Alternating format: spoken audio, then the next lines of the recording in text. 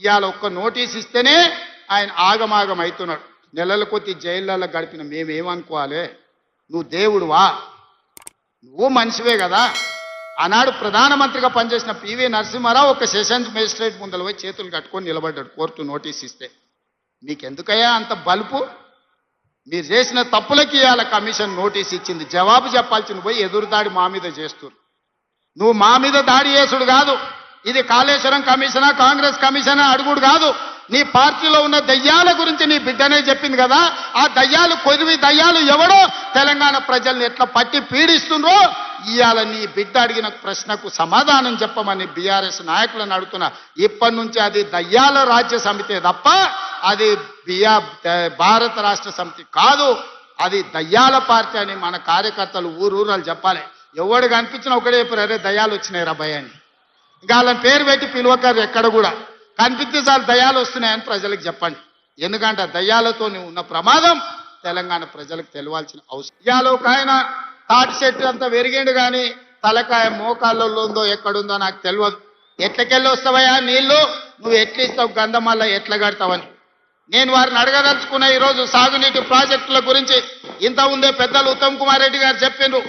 10 ఏళ్లలో 2 లక్షల కోట్ల రూపాయలు ఖర్చు పెట్టిండ్రు, కాంట్రాక్టర్లకు బిల్లులు ఇచ్చిండ్రని.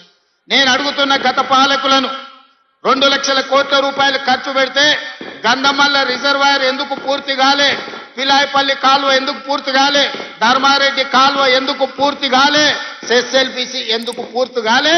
నల్గొండలో ప్రాజెక్టులు నిర్మించలేదు, ఆలేరు ప్రాంతానికి సాగునీరు తాగునీరు అందించలేదు. ఇవి పక్కన పెట్టండి. ఈనాడు ఈ నల్గొండ ప్రాంతంలో నేను అడగదలుచుకున్న మా ప్రాంత రైతులను, ఈ ప్రాంత ప్రజలను, ఆనాడు నవంబర్ 8 నాడు నా జన్మదినం ఉన్నదని వేలాది మంది ఇంటికి వస్తామంటే నేను కాదు కూడదు లక్ష్మీ నరసింహస్వామిని దర్శనం చేసుకుని మూసి కాలువలో మా నల్గొండ బిడ్డల బతుకులు ఎట్లా చింద్రమైపోతున్నాయో వాళ్ళ మధ్యలో గడుపుతానని నా జన్మదినం రోజు మీ దగ్గర వచ్చి రోజంతా పాదయాత్ర చేసి మీరు పడుతున్న కష్టాలను కల్లారా నేను చూసి ఆనాడే నేను ఈ ప్రాంతానికి మాట ఇచ్చిన. 600 అక్కడి సూర్యుడు ఇక్కడ ఉదయించిన ఎవరు అడ్డం పడ్డా తొక్కుకుంటైనా పోతాం, మూసీ నది ప్రక్షాళన చేసి తీరుతాం, నల్లగొండ రైతాంగం కష్టాలు తీరుస్తామని ఆనాడు చెప్పడం జరిగింది. 10 ఏళ్ళు రాష్ట్రాన్ని దోసుకున్నాడు. ఇవాళ నువ్వు దిగిపో అని అంటుండు. మిత్రులారా, మీరు ఆలోచన చెయ్యండి. నాకేం లేదు కోరికలు. ఆయనను పట్టుబట్టాలనుకున్నా, పట్టుబట్టినా, పని బట్టినా, పడగొట్టడమే కాదు ఆ కుర్చీలో కూర్చున్నా. జీవితంలో నా లక్ష్యాన్ని నేను నెరవేర్చుకున్నా. ఇక మీ లక్ష్యాన్ని నెరవేర్చడానికి మీ సోదరుడిగా కష్టపడాలని నేను అనుకుంటున్నా. నాకు ఇంకేం కోరికలు లేవు. నన్ను ఇబ్బంది పెట్టినోని, నన్ను జైలు పెట్టినోని ఖచ్చితంగా జైలు నుంచి బయటకు వచ్చిన రోజు ఒక మాట చెప్పిన, తొడగొట్టి చెప్పిన, నిన్ను పడగొట్టే వరకు కళ్ళు ముయ్యను అని చెప్పి పడగొట్టి చూపించిన. ఇవాళ మీ అందరికీ నా విజ్ఞప్తి ఒక్కటే, 10 ఏళ్ళు ఆశీర్వదించండి. ఈ తెలంగాణ రాష్ట్రాన్ని $1 ట్రిలియన్ ఎకానమీగా మార్చి ప్రపంచానికి ఆదర్శంగా నిలబడి బెంగళూరు, చెన్నైయో, ముంబైయో, ఢిల్లీతో కాదు, న్యూయార్క్, టోక్యో, జపాన్ దేశాలతో పోటీ పడే విధంగా తెలంగాణ రాష్ట్రాన్ని అభివృద్ధి పదం వైపు నడిపించే శక్తిని మీరు ఇవ్వండి మిత్రులారా. మీరిచ్చే శక్తితోని మూసీ నది ప్రక్షాళన చేస్తా, రీజనల్ రింగ్ రోడ్డు నిర్మిస్తా, భారత్ ఫ్యూచర్ సిటీని ప్రపంచానికి ఒక గొప్ప నగరంగా అందిస్తా. ఈ రోజు బలహీన వర్గాల పిల్లలు డాక్టర్లు, లాయర్లు, ఇంజనీర్లుగా, ఐఏఎస్లు, ఐపీఎస్లుగా రాణించి ఈ దేశ పునర్నిర్మాణంలోనే మీరు భాగస్వాములుగా ఉండాలి, మీకు బాధ్యత ఉండాలి అనే విధంగా తీర్చిదిద్దే విధంగా నేను ప్రయత్నం చేస్తాను. కాంగ్రెస్ దుష్ప్రచారాలను పటాపంచలు చేయడం తప్ప ఇంకోటి లేదు. ఇవాళ కమిషన్ ముందుకు పోవడానికి ఏదో భయపడుతున్నా. ఎవరు భయపడుతున్నా చెప్పి నీకు? రేవంత్ రెడ్డికి. తప్పకుండా కాళేశ్వరం కమిషన్ ముందు మేము వెళ్తాం, మీరు చేసిన దుష్ప్రచారాలన్నీ కూడా పటాపంచలు చేస్తాం. దానికి ఎవరు భయపడేది లేదు. ప్రాణత్యాగానికే సిద్ధపడ్డ నాయకులు ఇలాంటి మీరు చేసే చిల్లర తాటాకు చప్పులకు భయపడే నాయకత్వం బీఆర్ఎస్ నాయకత్వం. డెఫినెట్ గా మీరు చెప్పిన అబద్ధాలు, గోబల్స్ అన్నింటినీ కూడా పటాపంచలు చేసి నిజాలన్నీ కాళేశ్వరం ముందు చెప్తామని చెప్పి కూడా మేము ఈ సందర్భంగా తెలియజేస్తూ, పోలవరం కట్టింది ఎవరు? CWC, NDSA. పోలవరంలో డయాఫ్రేమ్ వాల్ కొట్టుకుపోయింది, దాదాపు 1500 కోట్ల నష్టం జరిగింది. గైడ్ వాల్ కొట్టుకపోయింది. పోలవరంలో కాపర్ డ్యామ్ లీకేజ్ అయింది. మరి ఇవన్నీ జరిగితే ఇది ఎప్పుడు జరిగింది? 4 ఏళ్ళు అయింది. ఇప్పటిదాకా ఎన్డీఏసీ ఎందుకు పోదు అని నేను అడుగుతా ఉన్నా. ఈ మేడిగడ్డ మీద అంత అత్యుత్సాహం ప్రదర్శించిన ఎన్డీఏసీ అదే గోదావరి నది మీద కట్టిన పోలవరంలో 1000 కోట్ల రూపాయల నష్టం జరిగి డయాఫ్రేమ్ వాల్ కొట్టుకుపోయి కాపర్ డ్యామ్ లో లీకేజీలు వచ్చి గైడ్ వాల్ పడిపోతే అక్కడికి ఎన్డీఏసీ ఎందుకు పోదు? 4 ఏళ్ళైనా ఎన్డీఏసీ ఎందుకు పోలేదు? ఎన్డీఏసీ అనేది ఇది బీజేపీకి ఒక జేబు సంస్థ లాగా, అది కూడా మరో ఈడీ సిబిఐ లాగా తయారైపోయింది. అందువల్లనే ఇవాళ ఏమైంది? అక్కడనేమో ఇంతవరకు పోలే, ఇంతవరకు ఒక రిపోర్ట్ కూడా ఇవ్వలే 4 ఏళ్ళైనా. ఇక్కడ మాత్రం అసెంబ్లీ ఎన్నికల ముందు ఒకటి, పార్లమెంట్ ఎన్నికల ముందు ఒకటి, రజతోత్సవం ముందు ఒకటి. ఇలా ఇంకా ఇంట్రెస్టింగ్ పాయింట్ చెప్తా మీకు. ఆ పోలవరం కట్టింది, పోలవరంకు సెంట్రల్ వాటర్ కమిషన్ నుంచి ఒకరు ఉంటారు. దాన్ని ఏమంటారంటే CEO of Polavaram project authority. Who is that CEO? NDSA report ఎవరైతే ఇచ్చిండో గాయనే సిఇఓ ఉన్నాడా? కొట్టుకపోయిన కట్టినోడు, కట్టింది కొట్టుకపోయినాడు. ఎవరు? ఆయన పేరు చంద్రశేఖర్ అయ్యర్. ఆ చంద్రశేఖర్ అయ్యరే పోలవరం ప్రాజెక్టుకు సిఇఓగా ఉండి ఆయన కడితే అది కొట్టుకపోయింది. ఆయన వచ్చి మేడిగడ్డ మీద రిపోర్ట్ ఇస్తాడు. ఇక is the chairman of this NDSC. ఎవరి నాయకత్వంలో అయితే పోలవరం కట్టి కొట్టుకపోతుందో ఆడికి ఎవడు బోర్డు రిపోర్ట్ ఇయ్యడు. ఆయన్నే తర్వాత పోలవరం నుంచి మన జిఆర్ఎంబికి చైర్మన్గా పనిచేసిండు, తర్వాత ఎన్డీఎస్సీకి పోయిండు. ఇప్పుడు ఆయన రిపోర్ట్ ఇస్తాడు, ఇక దాన్ని మనం ఇప్పుడు ఆమోదించాలంటారు.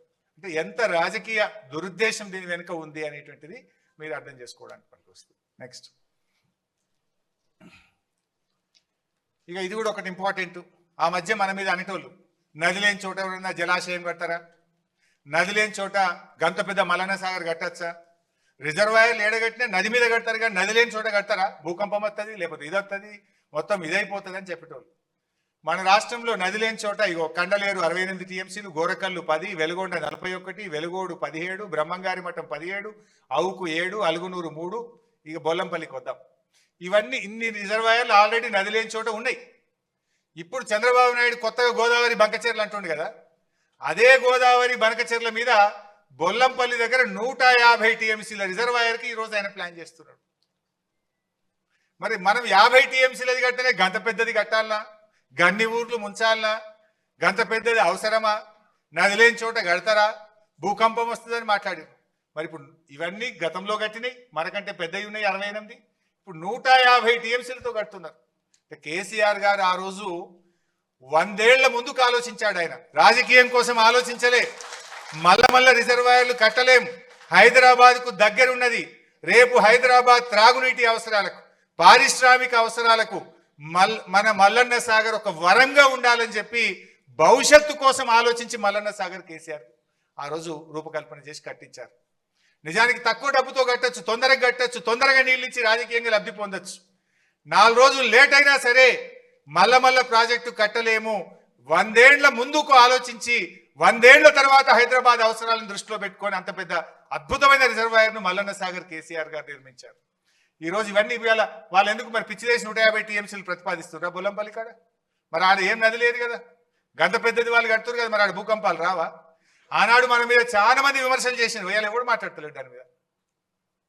టు అండర్స్టాండ్, మీకు అర్థం కావడం కోసం చెప్పే ప్రయత్నం. నెక్స్ట్, ఇందాక నేను చెప్పిన అదే మేడిగడ్డను రిటైర్డ్ ఇంజనీర్లు వ్యతిరేకించిండ్రా అనేటువంటిది. అసెంబ్లీలో ఒకసారి రేవంత్ రెడ్డి మాట్లాడుతూ ఒక పేరాగ్రాఫే చదివిండి, అట్లా పైన పేరాగ్రాఫ్ చదవడు ఆయన. వాళ్ళు ఏం చెప్పిండ్రు అంటే మేడిగడ్డ నుంచి డైరెక్ట్ గా మిడ్ మానేర్ పంపింగ్ సాధ్యం కాదు, దిస్ ఇస్ నాట్ ప్రాక్టికల్ అన్నారు. కానీ మేడిగడ్డ దగ్గర నీళ్లు ఉన్నాయి, మేడిగడ్డ దగ్గర బ్యారేజ్ కట్టుకోవచ్చు, మేడిగడ్డ నుంచి మీరు ప్రత్యామ్నాయంలో ఎల్లంపల్లికి తీసుకుపోవాలి తప్ప డైరెక్ట్ మేడిగడ్డ సాధ్యం కాదన్నారు. దీని మీద కూడా దుష్ప్రచారం చేసిండ్రు. ఆ రిపోర్ట్ను కూడా ఈరోజు మీకు పెట్టడం జరిగింది. నెక్స్ట్, సరే ఇందాక కేటీఆర్ గారు కూడా చెప్పింది, ఇది కాంగ్రెస్ హయాంలో ఏం చేసి జరిగింది అంటే ఏడాది అర్థంలో ఒక ప్రాజెక్టు పూర్తయింది లేదు, కానీ పెద్దవాగు కొట్టుకపోయింది, వట్టెం పంప్ హౌస్ మునిగిపోయింది, సుంకిశాల కూలిపోయింది, ఎస్ఎల్బిసి టనల్ అయితే కుప్పగూలింది. అది మళ్ళీ పని కూడా రాదు ఇప్పుడు కదా. ఆ ఏదైతే టీ బీమ్ మిషన్ ఉందో ఎస్ఎల్బిసిది అది కాదు, బయటకు రాదు, రిపేర్ కాదు. అంటే మొత్తం ప్రాజెక్టు భవిష్యత్తే ప్రశ్నార్థకమైంది. వీళ్ళ అవినీతి వల్ల, వీళ్ళ ఆగమాగం చర్యల వల్ల ఇవాళ ఎస్ఎల్బిసి ప్రాజెక్ట్ ఆగమైపోయింది. ఇవాళ ఇంకొక విషయం కూడా మీరు గమనించాలి. ఎస్ఎల్బిసి విషయంలో ఒకటి మాట్లాడుతుంటారు రేవంత్ రెడ్డి, బీఆర్ఎస్ 10 ఏళ్ళు పట్టించుకోలేదు, బీఆర్ఎస్ పనే చేయలేదు అంటాడు.